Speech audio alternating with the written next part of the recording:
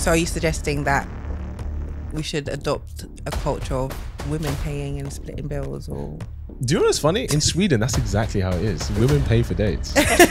You know my man. If you're my man, where was you at? Why was your location sharing not on? Person of ease, like You're bending. No, sorry. oh my goodness. But you're being vulnerable, right?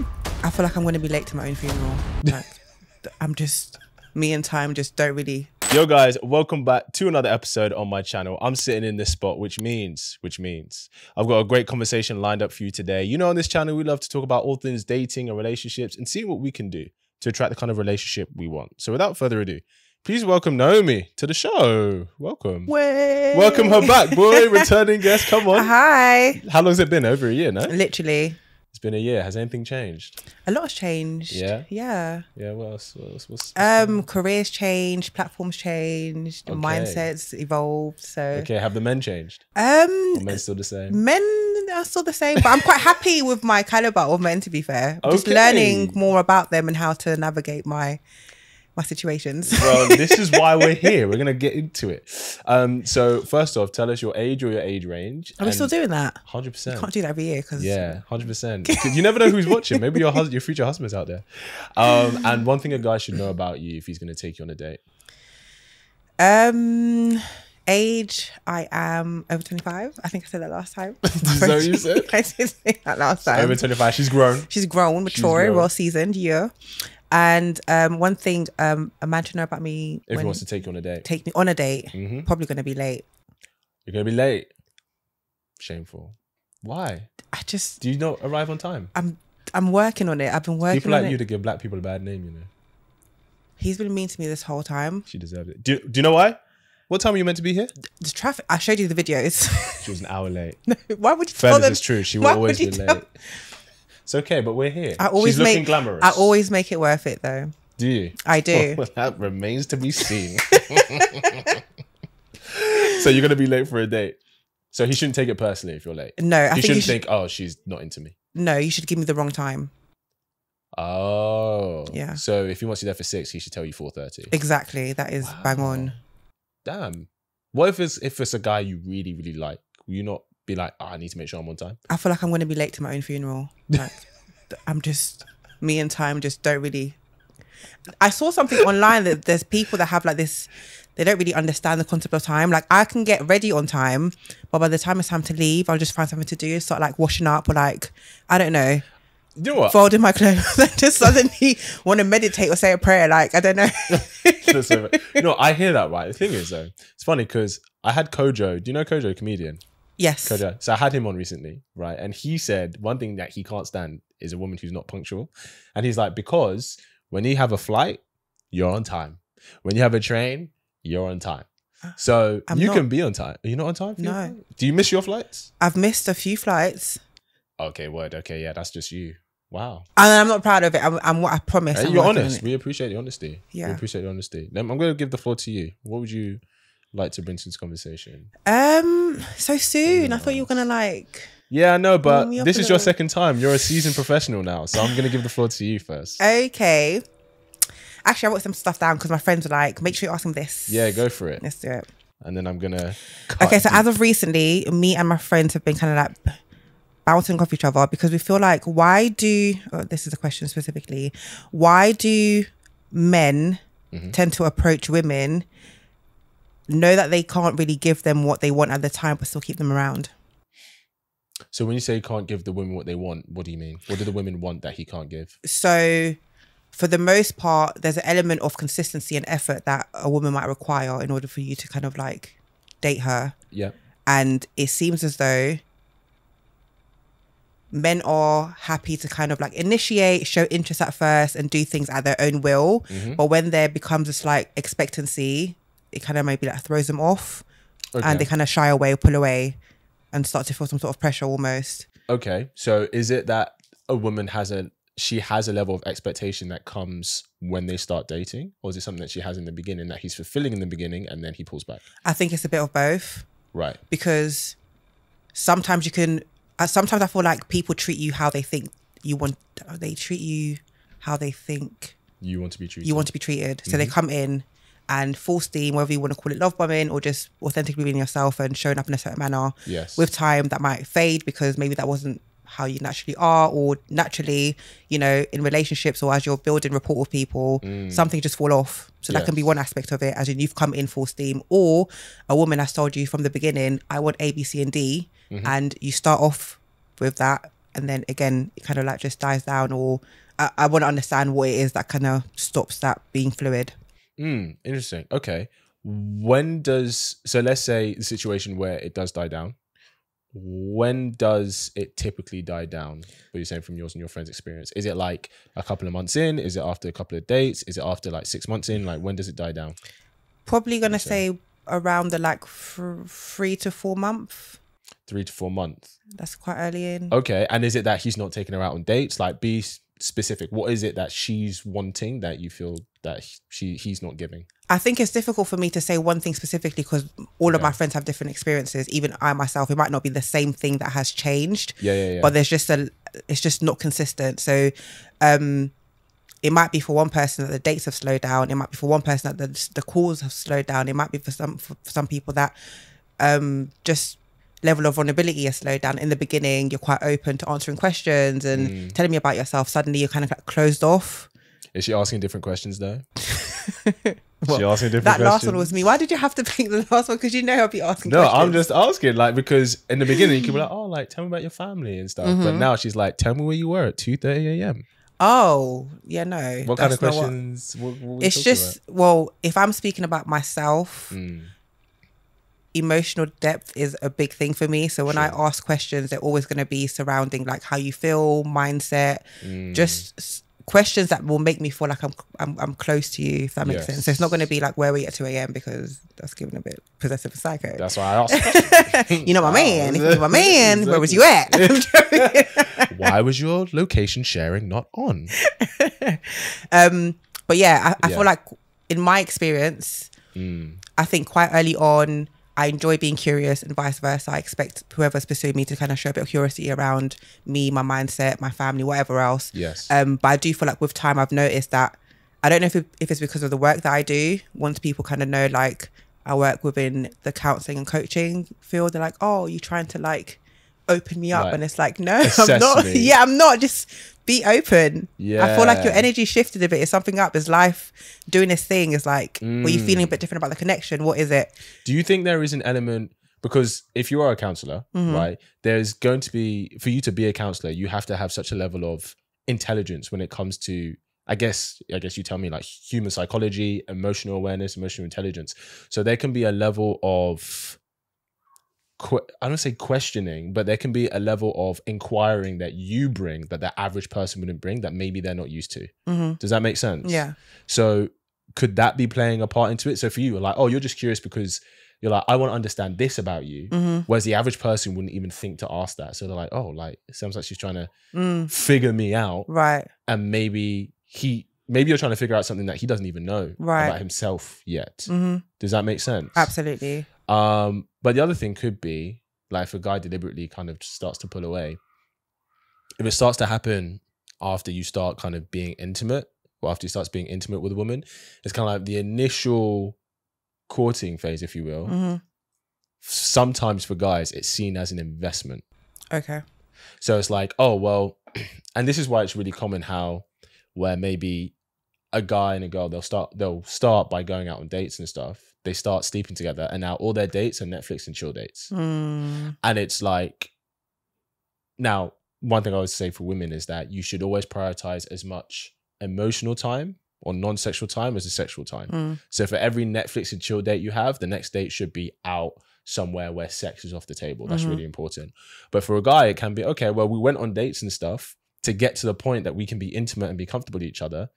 Now I don't feel I have to invest in taking us out as much, because we're already at a place, we're now at a place where we can be comfortable and being intimate and all of this stuff. So a lot of the time, and that's why I always ask when, because a lot of the time it correlates, a guy's effort can shift in direct correlation to when a woman starts being intimate with him. Okay. Does that make sense? Yeah. Why? What have your friends found as well? Like, what's something they've noticed? Well, you're bang on with the intimacy one.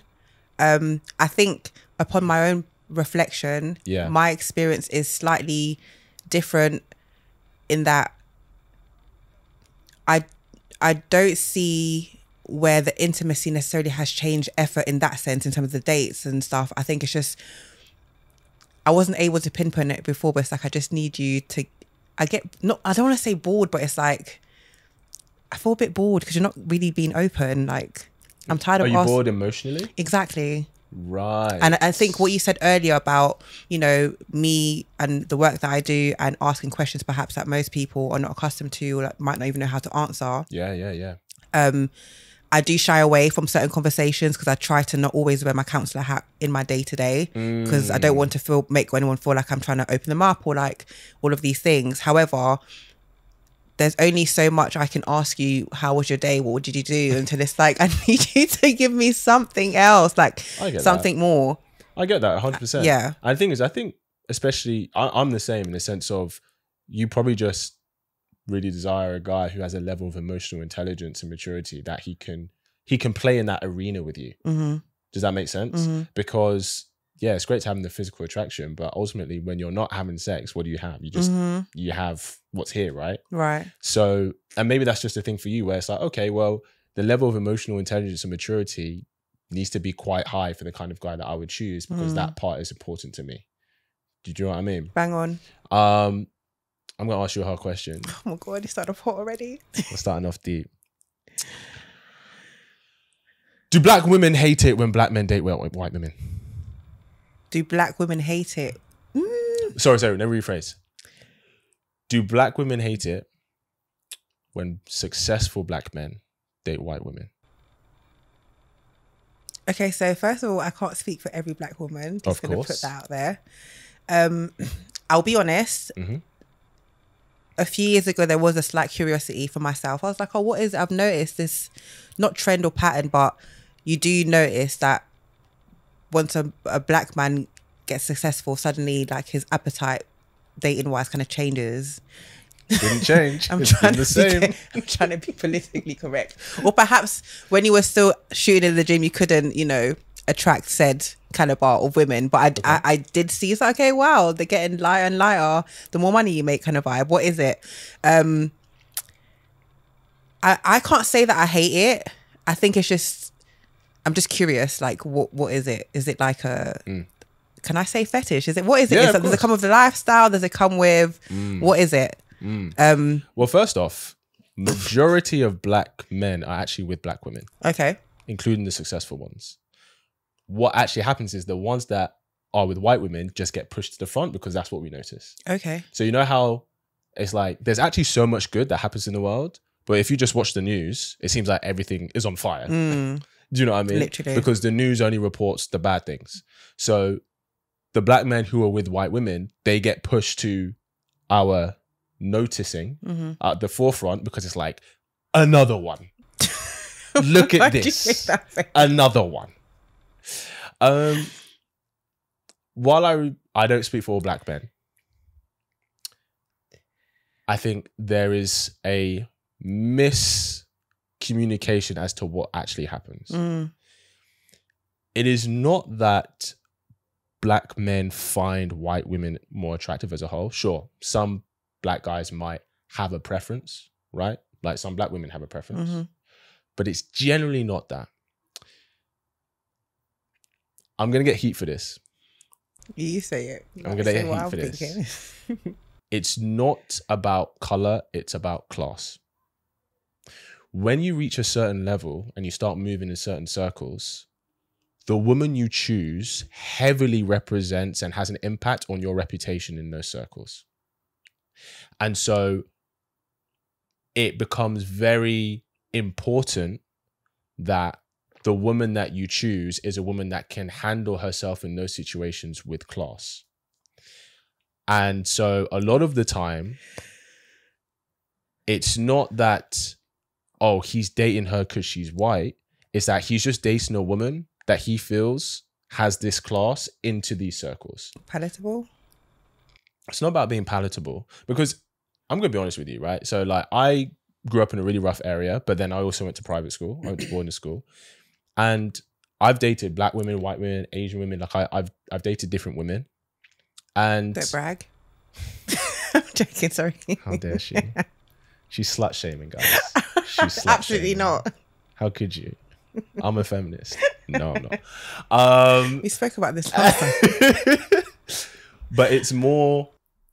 But that like I've dated women who were like the girls that I dated like from where I grew up were very different to maybe girls that I dated in my early adulthood after I'd like been to private school. Mm-hmm. And even it wasn't about color or creed because like it just depends on your environment, depends on how you conduct yourself. I've dated black women who are incredibly classy, right? And I've dated white girls who weren't that classy. Mm. And it's not a color thing. It's about the level of class, etc. Like my girlfriend right now, she's incredibly classy. Do you know what I mean? So I very much, now for me personally, and that's because some of the circles I've been in, etc., and being in my line of work and stuff like that, that's an attractive quality for me. But she's black. Mm-hmm.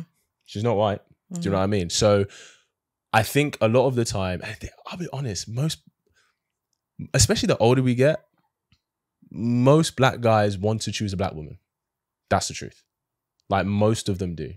Do they have an appetite for variety? Yes. That's true. Okay. Guys generally do, right? And so if he becomes very successful where he can choose from the buffet, he might try a bit of this, a bit of that. He might try some plantain from guy. Listen, I'm just saying this is sometimes guys do this, okay, right? Like guys sometimes can have an appetite for it.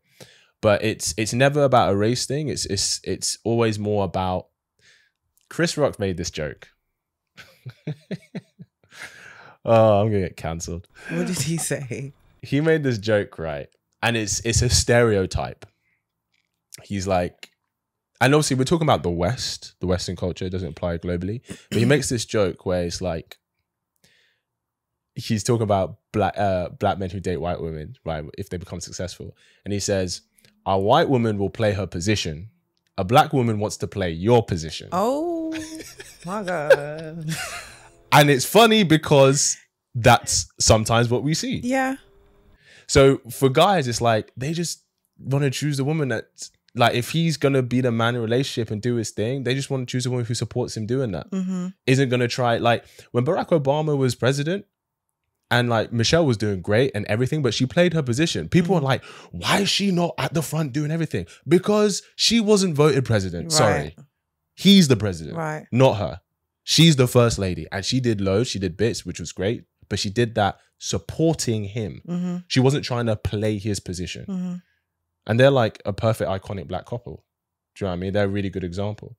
So a lot of the time, honestly, it's not because black men have this thing of, oh, white women are superior or blah, blah, blah. It's really not that. It's just choosing a woman that he feels brings that level to the level that he's now at. And the thing is, I'm just being honest, like, sure, I went to private school. I was the only black guy in my school. I was the only black student there. So it's like, even if I wanted to, like, and I've been on both sides of the coin, but if I was in that environment, even if I wanted to date a black girl there, I couldn't. There weren't any. Now, there were women from Asia who were white, etc., but there weren't any. Yeah, go ahead. I was going to ask if perhaps this has a little bit to do with the fact that the environments where, I guess, at the stage where men are now open to dating and settling down, are those spaces where maybe there are more white women than black women. Or wait, say that again. So if a man now reaches a stage in his life where he's ready to settle down and get in a relationship, and he's reached a level of success and he's now dating, and he's going to obviously date in his environment, are we saying that perhaps the environment itself is predominantly white than black? It depends on the environment, yeah. I mean, like, if we take the UK, black people are only 12% of the population. Yeah. So it's like, out of 10 women, that the average guy will date, if we're going by the average of the population, only one of them would be black. Right. Do you know what I mean? But generally speaking, black men tend to date... Technically, black men date black women disproportionately to other races. because we're actually like almost just we're an eighth of the population in this country. So if a black guy's dated 20 women and 10 of them has been black, he's given the sisters more. He's giving the sisters more. A lot of love. Yeah, he's giving the sisters a lot of love. Do you know what I mean? Yeah. Do you think there's a level of, you spoke about this and, you know, Michelle Obama playing her position, arguably the white woman perhaps being a bit more supportive. I think that's the joke Chris Rock said. Okay. I didn't say that. Okay, he didn't say it. I was quoting someone else. Somebody said that. And I myself, upon this curiosity that I had, I was like, oh, is there perhaps a level of femininity that is expressed or demonstrated a bit more with that demographic than there is with those who look like me?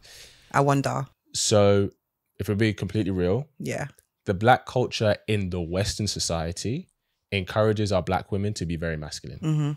Agreed.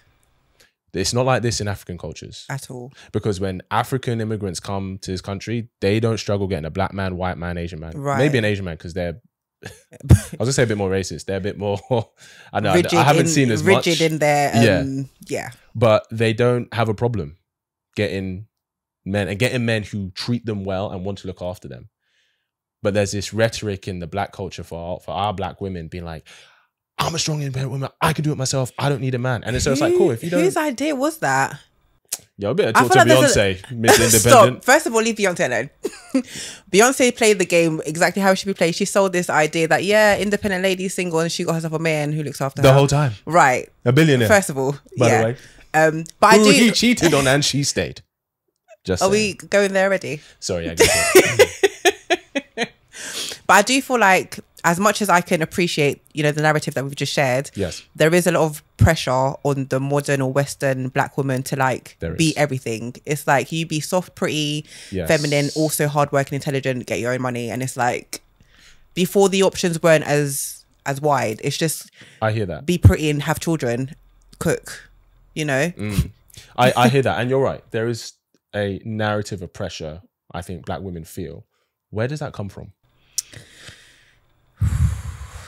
Because correct me if I'm wrong, but I don't think that's coming from us black men. We're not telling our sisters and daughters that you have to be this strong, independent woman who's going to conquer the world.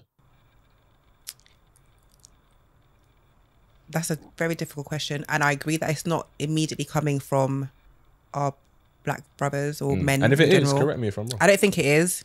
I think most men don't care how much money a woman makes. Very true. Right?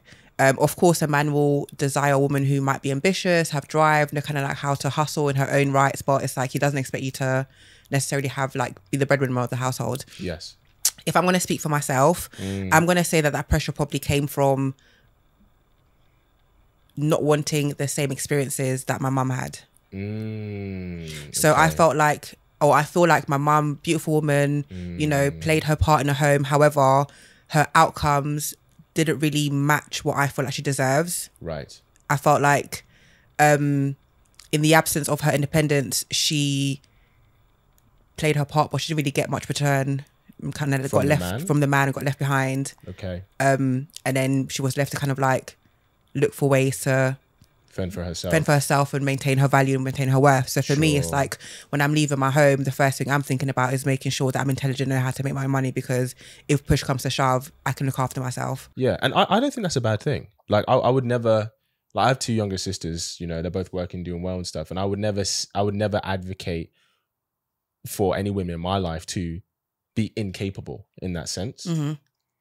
I guess the question is, do you think, I know, we're talking very big generalities here. Okay. Do you think black women in our culture, in our society, do they want men to come and be a stable foundation for them?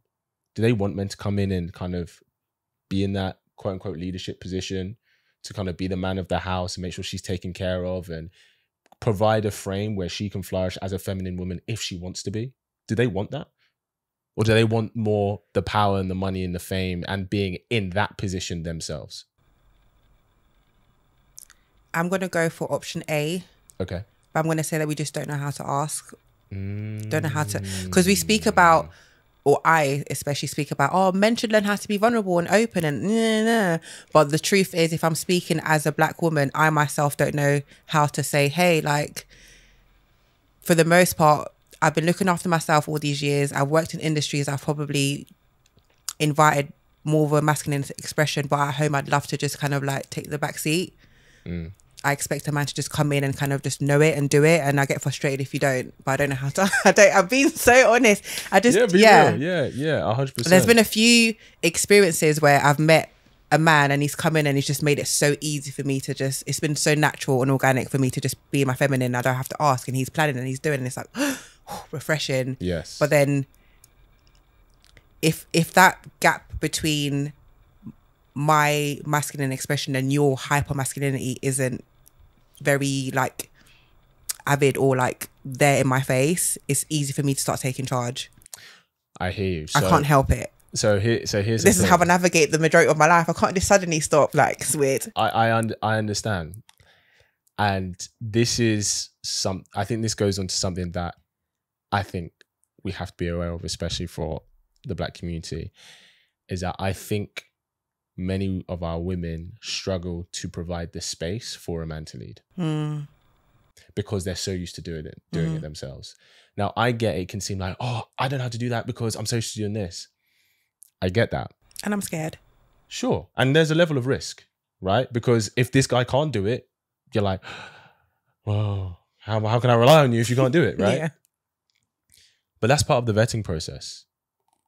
Like seeing how a man can lead the team, if that is what you're looking for, if you're looking for the man to be the captain, providing the space where he can do that is part of how you vet him to see if he's the kind of man who can do that. So for example, let's say a guy's planned to take you on a date, he's picked you up and he goes, oh, and we're going to this restaurant or whatever. And let's say you know where it is.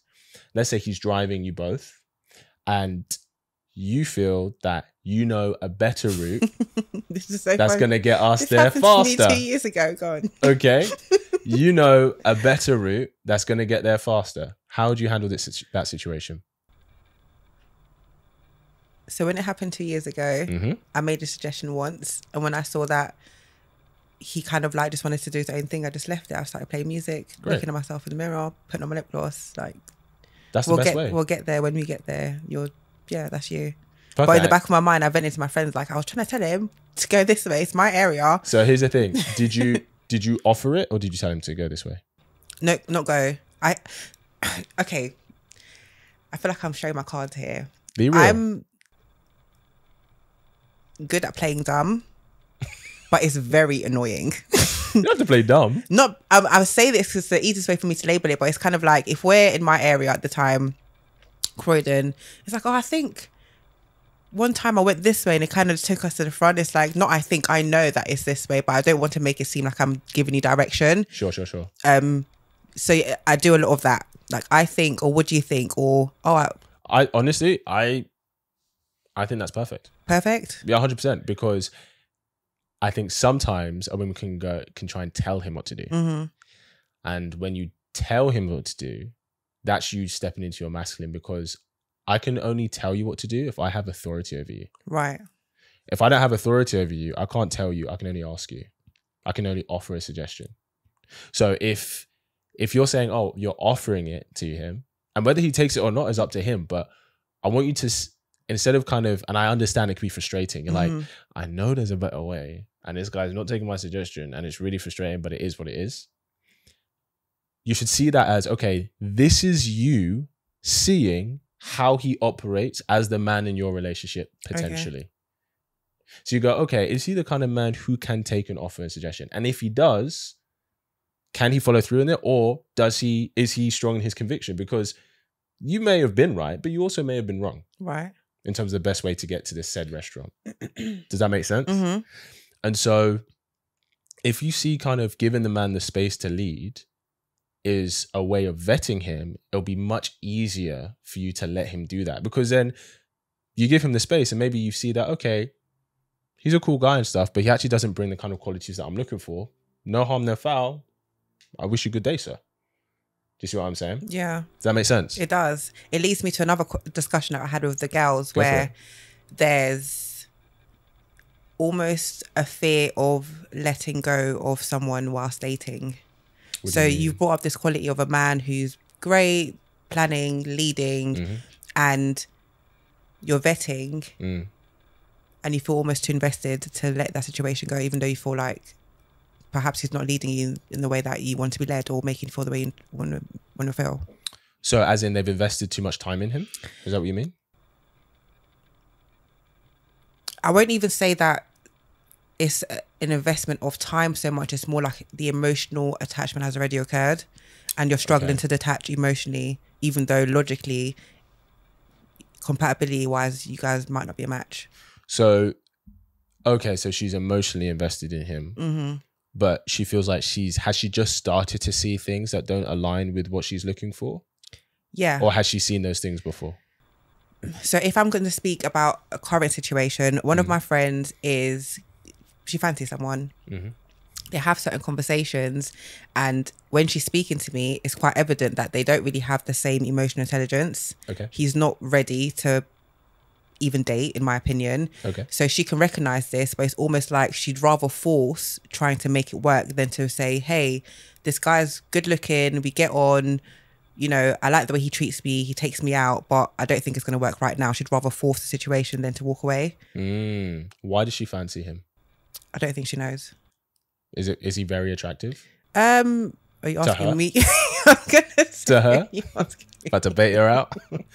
Nah, man, he's ugly. I don't know what she doing. Me and my friends don't have the same type, so I'll just say that.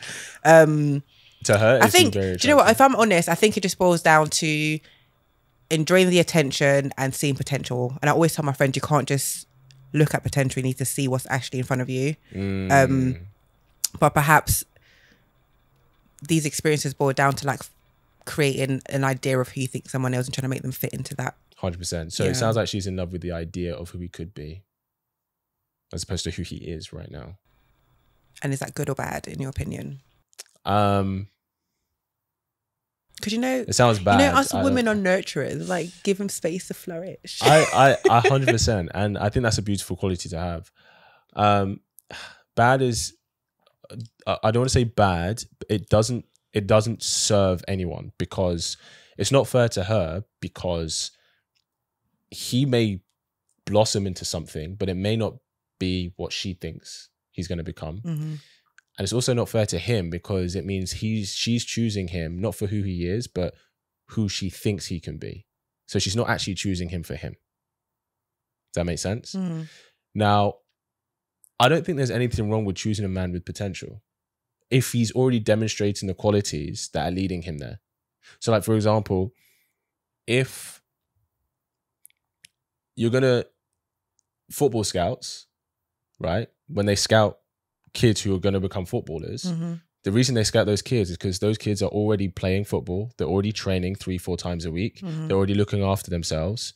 They're just needing, okay, now they need professional guidance that's going to help them become the next Sterling. Right. But if you're choosing a kid who's just played football for fun, but he's not demonstrating the qualities that's leading him down that path, it's no good you going thinking, okay, but if I made him train 3-4 times a week, made him sleep properly, made him sacrifice time with his friends, if he's not naturally doing that already, and you can't force those qualities in him, then you're not choosing based on potential. You're choosing on the idea of changing who he is. So is he demonstrating the qualities that's leading to that path already? Instead of you going, can I provoke these qualities that's going to lead him there? Right. Does that make sense? That's banging. There's a clear difference. Let me ask you something else. We started strong, guys. We started strong. Zeep already. I'm gonna ask you all of them today. Oh my gosh. If a guy has a higher sexual drive than the woman, should she consider allowing him to get it somewhere else if she doesn't want to fulfill Who wrote that? need? Did you write that? I did. I actually got it from a podcast a couple of years ago. So that's a good question. Should she allow him to what? Sorry, what's the question? So if a guy has a higher sexual drive than her, yeah, should she allow him to get that need fulfilled somewhere else if she doesn't want to fulfill that need? Naomi, be honest. Naomi, be honest. Be honest. What do you think?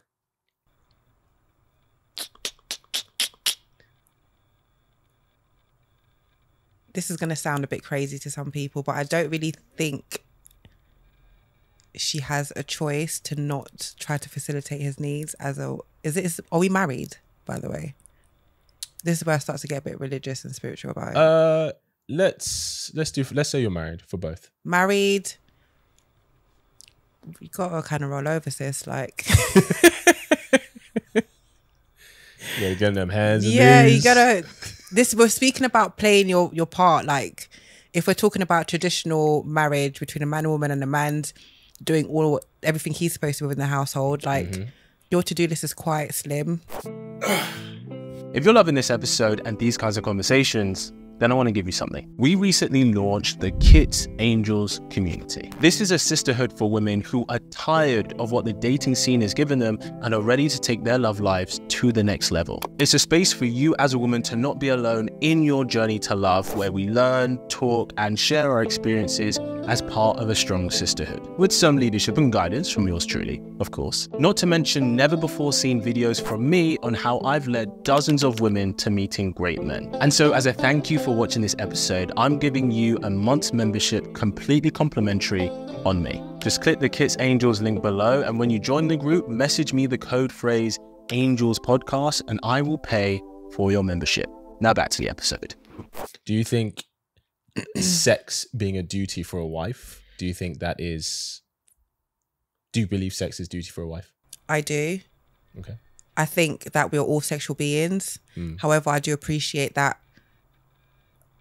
I'm going to make a bold general statement that men's appetite for sex tends to be slightly higher. I feel like women have our seasons and particular stages in our lives where we do also have the same appetite, but for the most part, men don't stop, kind of thing. Men's appetite starts up here and then we're dead. That's how it works. And yeah, I do feel like as a wife, your duty is to make sure that his needs are being met in that capacity. What's a need of women, do you think sometimes guys kind of don't always fulfill? Besides the emotional stuff, I think men are quite bang on. Wake up, go to work, make the money, come home, and do you know what I mean? Be a workhorse, bro. Yeah. That's all you have to do. That's never really changed for men. I feel like men's appetite for what they want from women has never really changed over the course of time. I think women kind of keep changing the. Do you think it's different today than it was, say, 30 years ago? Definitely asking for a lot more from men than before. Like I said, back then, a woman stays home, keeps the house in check. Man goes out, gets the bread, comes home. It was very like black and white. Now it's like quite blurry. Some men now want women to be slightly more independent than they were back then. Vice versa, women want men to be a bit more emotional perhaps than they were back then. So it's getting a bit blurred now. Do you think women, if a woman is independent, do you think she's more able to be the provider in the home compared to the man today? Or do you think women still want the guy to be the main provider? Oh, sorry, could you ask me that again, please? So obviously because women earn money now, and actually women under the age of 30 out earn men as well. I hear this all the time, you remind me. Yeah. Which is fair enough, like women are killing it. Do you think most women are kind of happy to either be 50-50 or even be the main provider in the home if she's earning more? Or do you think they generally still want a man to be the provider?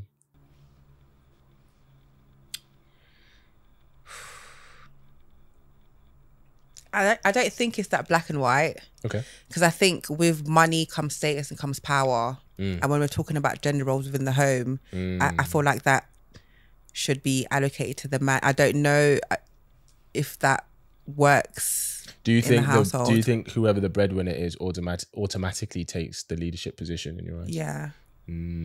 I think it's an ego thing. It comes with the territory. Like, I make the money. Even if you don't, you could love, like I could be with someone and love them, but I kind of think somewhere along the line, I kind of still feel like I can do what I want because I make the money.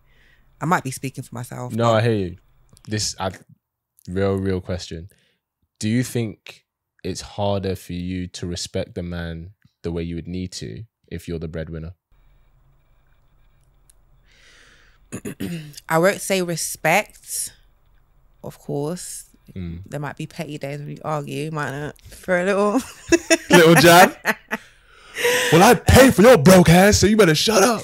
But I always say this, that for me personally, as much as I can see myself being in a dynamic where I perhaps make more money, I don't think the gap would be that great, number one. And I don't think that would mean that my partner doesn't make any money or doesn't make a lot of money. Yeah. I don't think I could be with someone and they make like significantly less money than me. I think that would definitely cause a bit of a power struggle within the household. I just think perhaps in your eyes that is a form of respect. But it's like, if I wanted to go on a holiday, for example, I wouldn't ask. I would just book it because I make the money. Or if I wanted to go on a trip, do I have to now wait for you to get your money together? Or like, how does it work? I don't know. It just feels a bit odd being in that position where it's like I get to just make decisions and not consider you. But wouldn't you, if you're in a relationship, especially if you're living together, you would have to consider him in most decisions you make, no? I know, but I think that's why I speak about like the gender roles and the dynamic. It just feels odd for me to be the person considering them. I'd rather be in a position where I'm being considered. Sure. It feels a bit more comfortable. It feels a bit more like we spoke about a man playing the leadership position. Yeah, it's a lot of, I don't know, it's a lot of power. Like I'm delegating. I don't know. It's a bit much. Like I completely hear that, and I completely get that. I think the struggle for a lot of men today is that the average salary doesn't feed a family of 5 like it used to. People are still having 5 children. I know, but most households have 2 incomes. Okay. Most households today need 2 incomes. And so asking, if you're a woman and you're with a man or you're in a relationship where you're in a position where you don't have to work, that is a luxury. Before it used to be the standard. Now it's a luxury. And there's a couple of reasons why it's a luxury now. First reason is now women can work, right? Which absolutely they should be able to. But if you double the labor force, you half the wages, right? Because women couldn't work before. So that's why men could work and they could earn a decent amount where they could support a family. Now women work, but we don't have double the amount of jobs opportunities. Now everybody has access to it the way it should be, but that has an effect on what we get paid. And the second thing is that if women are out earning men, well, the irony is women can be outperforming men, but when they go on a date, the man's still expected to pay. The man's still expected to pick her up. The man's still expected to pick up the bill. The man's still expected to protect her. So men have been tasked a lot with the same responsibilities, but with like half of the weaponry. So are you suggesting that we should adopt a culture of women paying and splitting bills? Or do you know what's funny? In Sweden, that's exactly how it is. Women pay for dates. And I was blown away by this. But as in you went on a date in Sweden? No. So this was, who was I talking to? Someone I worked with who was Swedish. And he was like, yeah, we, the women out in Sweden, like they pay for us. I was like, no, they don't. I don't believe you. And I looked at some interviews online. I was like, oh, wow. Like the women approach the men and the women pay. Apparently that's like that's the normality. And they're the most egalitarian country in the world. Literally. They are. Like they're like the leading country for egalitarianism. So maybe I guess it doesn't surprise me that figured it out. It's a complete role reversal. Yeah, but it's funny because I think women over there, then they're like, I don't like this. So they go somewhere else where they're like, oh, period. See, I told you. I think in regards and does this also play out in marriage? Because I can kind of understand it if we're talking about the vetting dating stages, but is it a matter of when we're now married, the man takes the lead, or does that kind of carry on? What, in Sweden? Yeah. I actually don't know. Okay. I don't know about that. I don't that'd be know quite how it's interesting like to when see. it comes into marriage. I only heard about like the dating scene, right, and how it is over there. But yeah, the other thing in regards to what women or can do now in this landscape, I understand that I'm biased. I think the first thing is that if you're with a man who can provide that point where you don't have to work, there's just a new level of gratitude you should have for him, because that is really hard to do for most men. Most men can't do that. Okay. Make sure they don't want for nothing. You got one job. Don't make sure you got one job. You got one job. And men, we are simple. We are simple. All we want is allegedly peace, sex, and a good meal. That's it. That's it. That's all you have to do, and show up and be you, because we've chosen you for a reason. Okay, so you say. That's it. Maybe a massage now and then. That's pretty nice. But the other thing is that if you're not with that kind of guy, which is okay, that doesn't mean he should be any less respected. But just, I guess, you kind of have to adapt to be more comfortable to contribute more, because we live in different times now. It's not like back in the day where, you know, all you have to worry about is like the cooking and the washing up. Like there's, you know, we've got more responsibilities now. And if women can earn good money, and, you know, I guess, why shouldn't they contribute more? Like, what's the point of earning good money? What's the point of earning if you can't contribute? My nails. Girls trip. Saw this cute bag online. So investing, charity stuff. 100%. Just, yeah. Do you know what I don't The get? Wi-Fi. If you really love a man, why would that actually, like, you would though, wouldn't you? Like, if you really love a man, I'm just kind of toying I with know the you are. concept. I know you are. For the women, the thing is, or would they not? Maybe I'm wrong. No, you're right. I think we're letting a minority within our culture kind of like push this idea that men have to just take care of the entirety of the household. But the reality is, you know, our mums, our aunts, for the most part in this day and age, people are halving bills. Like you said, it takes two incomes to sustain a household. So that is reality. But like you said, if one narrative is being pushed, a lot of people are going to strive for that 1% lifestyle that most of us, well, can't speak for myself, but many people perhaps won't be accustomed to experiencing. Very true. Yeah. Very true. What's one thing black women would ask black men today? Probably heard this before. Like, what do you want? What do you want? What do you want? What do you want? We want you, girl. Because you spoke about this concept of peace that's always thrown around, and it's like, can you actually spell that out? What does that look like to you? Does it look like only speak when I'm asked? No. Or it's not some dictatorship. It's not. Because I spoke about this earlier about the whole emotional depth stuff. It's like, if you have the appetite for it one day, it's fine, but if you don't have the appetite for another day, it's a bit overbearing. And then now I feel like I'm asking you for more or too much. I get that. Okay, I would say there's two things I would say. The first thing is that a man's relationship with his time is the same relationship a woman has with her kitty cat. It's something you want to share, but it has to be willingly given. You can't just demand and take it. So, and I think a lot of the time, I understand, a lot of the time, if a guy has the courage to express that, maybe he just wants some time for himself, a lot of the time a woman can take that as a rejection of her, and it's not. It's not that he doesn't want to spend time with you, it's that he just needs some time for him. But you see that little window of communication that I just need, that can go such a long way. I completely agree. That is me. I completely agree. And I I agree. Guys should get better at being able to communicate that. But I can also appreciate that a lot of men perhaps don't even know that it's like it's all an emotion. Perhaps it's like the things are coming up for you can't verbalize it, or Shall I tell you?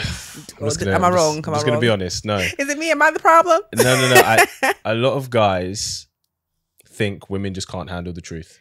I'm sick of that. It's true. I'm sorry. I'm sick and I'm tired. sorry. But it's true, because guys, like, a lot of the times guys are held responsible for a woman's emotions. Like, if we're dating in a relationship, if you're unhappy, it's my fault.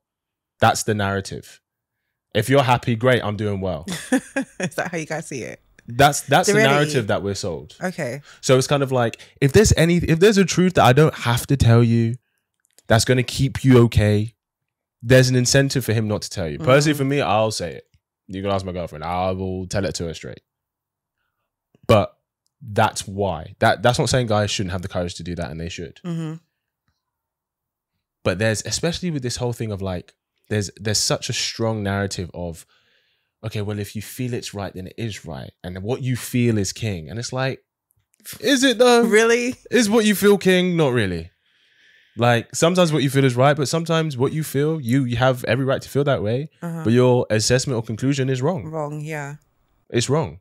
So when it comes to peace, part of it is guys don't have the courage to ask for space, or what I should say, not space, ask for space for themselves, and they need to get better at that. Part of it is, as a woman, just choose your battles. It's something my grandma said to me, why, you know, her marriage lasted 55 odd years before my granddad passed. Choose your battles. Not everything has to be addressed. Like, you know, maybe he didn't do the dishes one time, right? It's like, so annoying. Like, I specifically asked if he could do this and he didn't do it. 100%, I get the frustration. But if this man shows up for you, if he loves you, if he provides for you, if he makes you feel safe, feel heard, feel seen, is the dishes that much of a big deal in this grand scheme of things? It's not. And when you start thinking of things in a certain mindset, it starts to change how you feel about the thing. You're like, you know what? It's actually not a big deal. Yeah. It's not a big deal. And I'll be honest with you, guys let a lot of things go for the sake of peace within the relationship. I can appreciate that. Do you know what I mean? Yeah. So choosing your battles, know when to give him space. And the other thing I'll just say, and the reason I say is because guys sometimes mention this a lot.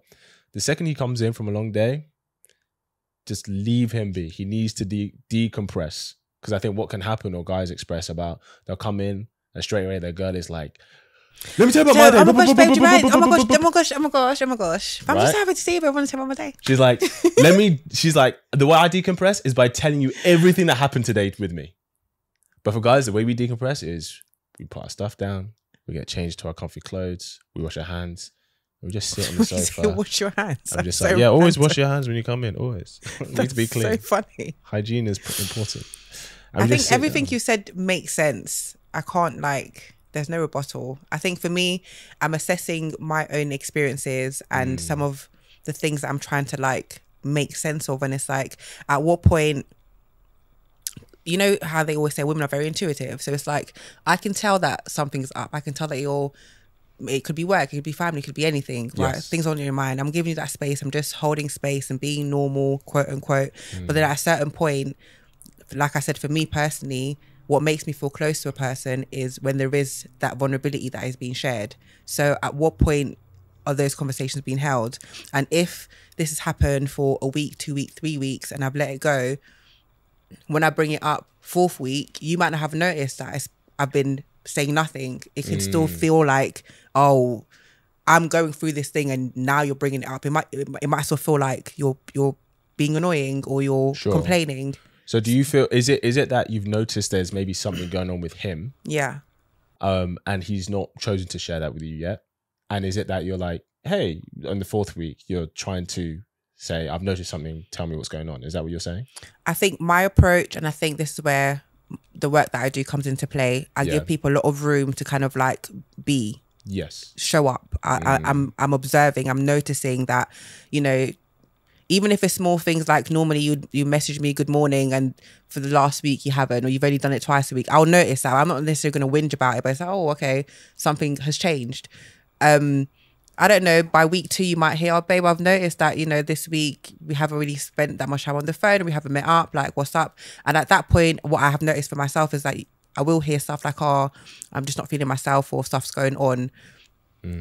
I can hear that 3rd week, 4th week, but I need you to kind of unpack that for me, because that's not enough for me to hold on to enough to give you the space that you need. Because now I want to know what's wrong. What is it? You've told me what's happening, but you haven't told me how you feel, what you need. Yeah, 100%. The truth is, it takes a lot of trust for a man to be vulnerable emotionally with a woman. A lot. Many men have experienced being too vulnerable too soon, and she used it against him, unfortunately. Now, that's a reflection of her, 100%. But because it takes a lot for men to be vulnerable, and generally in public spaces, if men try and be vulnerable about things they're struggling with in today's society, they're kind of told, this is a patriarchy, you have all the advantage, shut up and get on with it, right? So a lot of male suffering is not taken seriously, on top of the fact that he doesn't know which woman he can actually be emotionally vulnerable with. So it just takes a lot of trust for him to build up. Now, if you're saying that, if you notice these things and you just say, hey, I've just noticed you know, there's been a shift of energy. If you want to chat, I'm just letting you know I'm here. That's it. Just letting him know that you are someone that he can come to. He may not do in the first week. He may not do in the first month. But if you're continuing to build things and you are offering that presence and space for him where you're like, if you want to talk, like, I would like to hear how you're feeling. Guys are never asked that.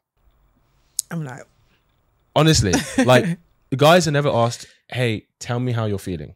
Because the thing is, right, and I get it comes from a good place, but when you say, I've noticed that you've not texted me this week, we've not gone on dates and stuff. I don't use those words, just saying. What do you mean? I don't use those words. Oh, what did you say? You said something. You like, I've noticed you. I might just bring up the fact that there's been a shift, or like we haven't been speaking, or like is there anything on your mind, or like what's been going on with X situation. Okay. But I think the way you worded it is specifically about I'm here, or like I'd love to know how you feel. Those little one-liners really make a difference in communication. They really make a difference because I think maybe you didn't mean this way, but like literally a few minutes ago, you were like, oh, I've noticed that you didn't text me this morning. Like, I noticed that. Or no, I said that I'll mentally notice, but I might not necessarily say to him that that makes sense. Okay. That's cool. I think if that is said, I've noticed that you didn't text me this morning. We've not been on dates. All he hears is pressure to do those things. Okay. He doesn't hear, she's trying to understand how I feel. All he hears is, I've noticed you're not showing up for me the way I want you to. Okay. And that creates pressure. Okay. So how you say it, just like, I want to know how you're feeling. Guys are hardly ever asked that. I think my patience grows thin. I think... What do you mean? So, you know this whole theory of like, come healed, come open, come ready? I've never heard that, but I love that. Yeah, so come it's healed, like, come open, for come the ready. most part, I'll be minding my business, living my life, doing Naomi, and a man will see Naomi and be like, oh, curious, want to get to know Naomi. And he will get whatever impression, or kind of, he will be on his pursuit. He'll court me, so you've come to me, and it's like, I'll be under the impression that you're coming here because you're willing, open, moderately ready to explore some of these vulnerabilities. Yes. So I can be patient with you and show you that grace and kind of like, you know, but then it's like, okay, well, why are you here if you're not ready to be open and vulnerable? Why are you here if you can't communicate with vulnerabilities? It's a bit frustrating for me. Leave me alone. I completely get completely get that 100%. So this is where, even though you're the woman, you can lead by example. You can show him that this is a space to be vulnerable, to be open, and to share. Because I get, you're like, give this to me, like, I'm here. But he doesn't know if he can trust you yet. And so because it's harder for guys, and if you're going to be that woman in his life, part of being that woman is knowing how to get that from him. Okay. And it's not about manipulation, but it's about making him feel safe enough that he can do that with you. We always talk about, do women feel safe? Do they feel emotionally safe? Do they feel physically safe? Mentally safe? I can't remember the last time someone said, does he feel emotionally safe? I don't think I've ever heard that. I think that's the first time I've ever put those two words together. Does a man feel emotionally safe? If a man wants to have sex with you and be intimate with you, he has to make you feel safe for you to be vulnerable with him. Because that is being very vulnerable as the woman. Like a man, like, not to sound crude, but a man is entering you. Yeah, literally. Literally. Like, you are opening yourself up. Like, you are literally being vulnerable. I'm just making the point. For those of us who don't know how it works. First of the bees, like, you're opening, you're bending. No, sorry. Oh my goodness. But you're being vulnerable, right? You can only be vulnerable with a man who makes you feel safe. Otherwise, you're not going to do it. With a man's emotions and him sharing, like, it's the same thing. Do you make him feel emotionally safe? And part of the way you can do that is by leading by example. If he's not doing it, because it's very much the case. A lot of guys are not as emotionally adept in that area compared to women. But then this is where you can show him how to do it. That sounds scary. It is scary. But if you want, but it's more than doable. It is. I think. Because that's what his mother does. I know, but I'm not your mama. You don't have to. It's not about you being his mom. And I think. But your father made you feel safe, and he's not your father, right? He wasn't around, first of all, so that's a different conversation for a different day. See? He wasn't around enough for me to experience that, to kind of be able to look out for that in my dynamics. So I think for me, I can speak on my own experiences and take about accountability that, you know, that part of me could do with some refining. Yeah. In terms of being vulnerable, I'd say that when I sense an element of, and I hate to use this, but I think it's the best word to use, fear Yes. from a man, then I get more scared. So it's like, even though I would love to be vulnerable and share, but it's like when I sense that, because we speak about men being leaders, it's not just about finances, we're speaking about the entirety of the relationship. Exactly. Of course, 100%. So if I'm sensing that you're okay to lead when it comes to planning dates, taking me out and paying for stuff, but when it comes to emotional availability and so forth, you're not as confident, it makes me feel like, okay, well then maybe I shouldn't be as confident either. Do you feel that a man has to be able to lead in everything? No. Okay. Well then, I think for me, when I reflect on my dating experiences, I think most of the men are very comfortable in that element. So for me, that's not a no-brainer. I don't have to worry about that aspect. Sure. So because that's like almost second nature, the one area where I feel like I want to see leadership is the emotional part, but I think that's the most difficult for men. You're not wrong. Did that make sense? It did make sense. Yeah. And you're not wrong. But this is where we look for things in someone that complement us. Okay. So if we're talking about the masculine and feminine, the masculine covers where the feminine is weak and the feminine covers where the masculine is weak. So if that is an area, if he's got everything else, like you said, those other qualities that maybe you like in a man, but that is an area where he's lacking and you're very strong in that, that's amazing, because that's an area that you can take point on. Just because a man is in leadership, that doesn't mean he's going to be taking point in every situation. Like, part of being a good leader is knowing when to take guidance from someone else for an area you're not strong in. So like the leader of like a platoon, right? If he's trying to scout the enemies, they have a scout and he goes, okay, the scout, tell us where to go. Tell us where we need to go. And if you're the scout, you're technically leading the team because this is your area of expertise, even if I'm the quote unquote leader. So even if the emotional awareness and the being vulnerable and providing that space, because it takes space to be vulnerable, if you know how to take lead on that and you can bring him with you, then do that. Because the more you do that, the more confident he's going to be able to take that space with you. And if you are a woman that a man can be vulnerable with, you ain't going nowhere. He's going to do everything to keep you by his side, because that is so hard to find for men. It's so hard to find for men. I'm going to ask you one more thing. Okay. Actually, no, you've got something else. You got something else? Let's see.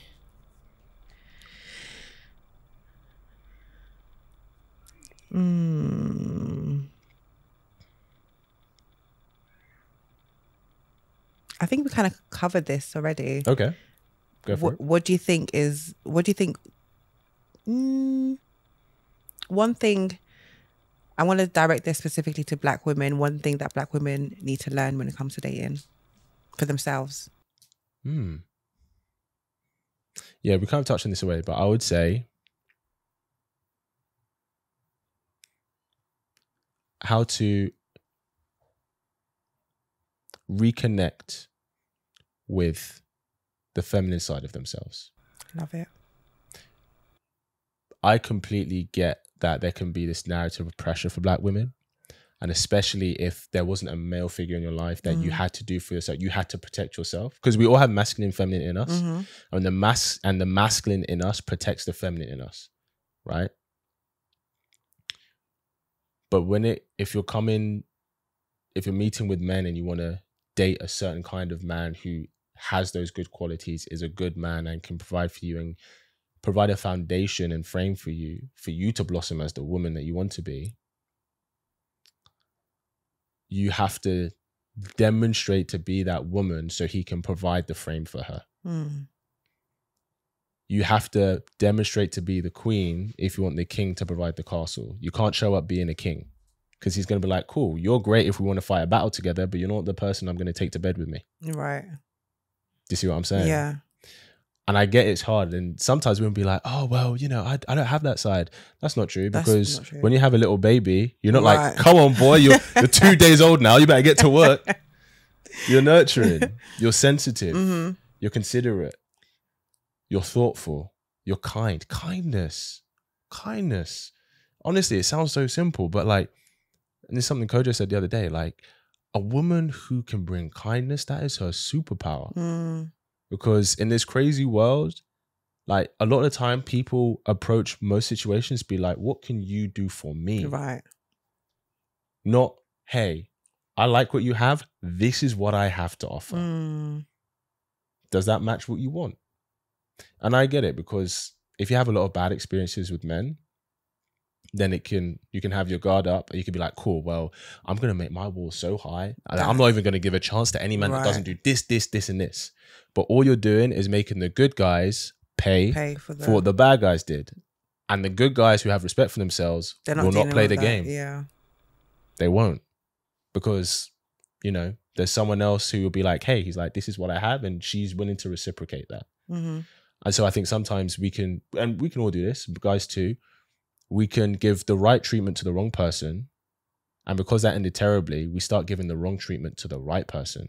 And then they leave us, because anyone who's healthy is only going to be attracted to somebody who's willing to show up the way that they do. Right, exactly. Does that make sense? And that's not saying a woman should go and give in everything, but... Definitely have parameters, but I always say lead with kindness. I think as a woman, like you said, well, I don't know if it was you or Kojo, it's never really to your disadvantage to maintain that level of grace, kindness, class when you're dating. Of course. Yeah, you kind of just learn how to play the game to keep yourself safe, but I don't think you should change your character at all. No, don't change your character, but like just get into with the men that you want. If you're around men, because feminine women get approached all the time. All the time.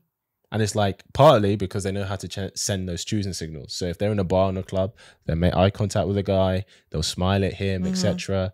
Some will give a little wave, right? And then she knows that if she's in a group with her girls, most guys aren't approaching the group. You're like a pack of wolves to him.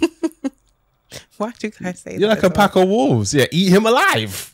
Even if you like him. Your girlfriend will be like, nah, look at his shoes, babe. Nah, Naomi, nah, it's white. Shoes. And then because you value the opinion of your friends, you're like, yeah, I got to say no to you, innit? Because, you know, my girl said no.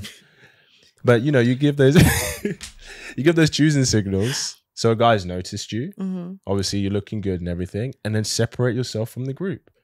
Go to the bar and get a drink by yourself. Give him the opportunity to pursue you. Give him the avenue, because that's what the feminine does. The masculine pursues, but the feminine provides the avenue. Again, this comes into sex. The woman provides the avenue for Here we go. for the man Johnson to come in. Man Johnson. That's how it works. Oh my God. That's how it works. Naomi, we appreciate you. Thank you for coming on and sharing your energy with us today. If people want to find you, where can they find you? Where can they find you? You guys can find me on all socials at Naomi Mbelu, NaomiMbelu. And you can also listen to my podcast at October 7th on all platforms. Ooh, what's the podcast called? It's called October 7th. We changed it. Oh, it's called October 7th? Yes, it is, because something quite pinnacle happened to me on October 7th, and I thought, you know what, let's rebrand and run with that. So yeah, we love that. October 7th on all platforms. We love that. Well, thank you for sharing your energy with us today. We appreciate you. Guys, go show Naomi some love. Give her some likes. Give her a follow. And if you're ready to be emotionally vulnerable, slide into them DMs, boy. We love it. With grace, please. With grace. Thank you for coming in. We appreciate you. Guys, thank you for tuning in. And I will see you in the next episode. Bye.